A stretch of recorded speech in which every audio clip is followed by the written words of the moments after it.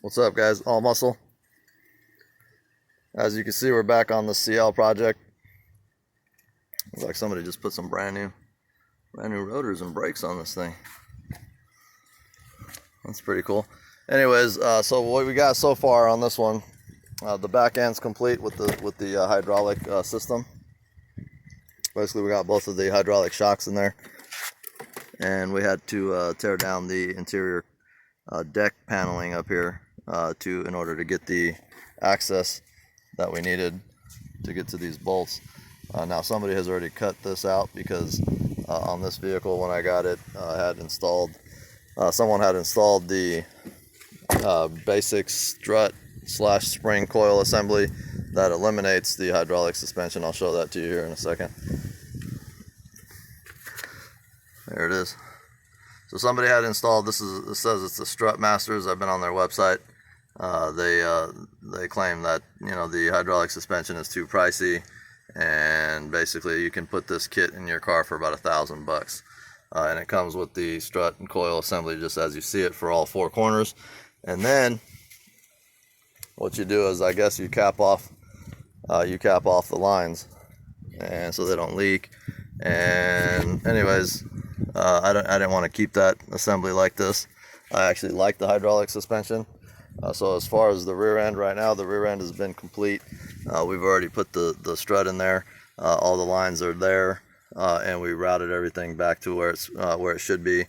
Cleaned up everything underneath the fender liners, all the interior of the fender linings and all that, pressure washed, so it's all nice and clean under there. Excuse me.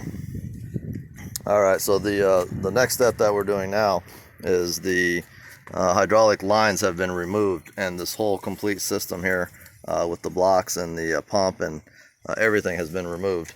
Even up here, there's a complete reservoir unit. We're going to have to swap out the pump because now the pump is completely different.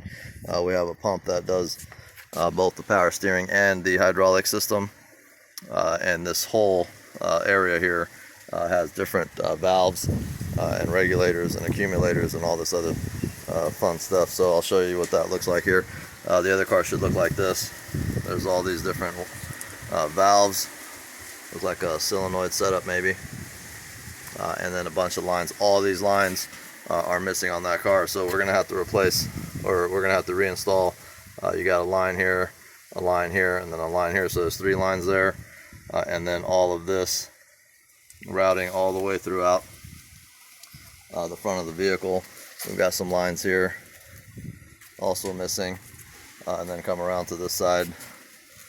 There's no lines here for the hydraulic suspension at all on the other car.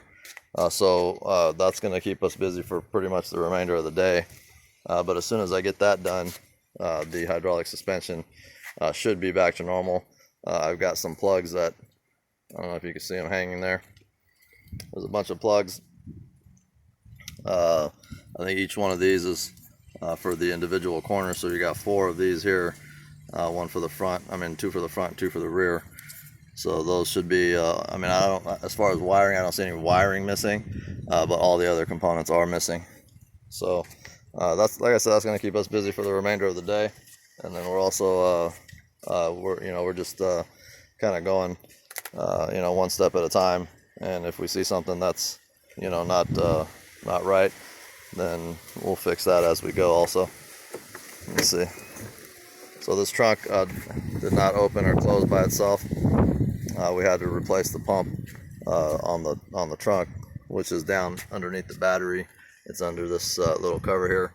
We replaced all of the trunk carpeting, lining, cleaned it all up, got it real nice and clean. We've got an original spare tire in here, all the tool kits. We got it missing, look like a channel lock there. But everything else in here in the trunk should be wrapped up. I have this area all unbuttoned because I wanted to make sure none of the wiring was messed up or anything was missing out of here. Then there's also a nav system in there. I want to try to see if I can incorporate that to this car without having to do anything major. This box here for the pump system, the pneumatic system. Actually, I'll just press the button on this. So that's fully functional now. that did not work. I couldn't even get into the trunk when I got the car. There was no pneumatic system was leaking inside the trunk, and we had to repair that before it would actually operate again. But it was kind of fun getting in the trunk. We had to slim jim it through the third brake light. Anyways, still haven't got into here. I've actually already taken the fender off to see what's under here. But when I actually get into there, then we're going to have to be doing some drilling, welding. That's going to be pretty complex there. It's going to get a little hairy in there. But I'll show you all that stuff. We're going to get back to work on this one here. This is number 2 video for this series. So you guys keep watching, and then we'll eventually transform this car into a decent car again. So we'll talk to you later, guys.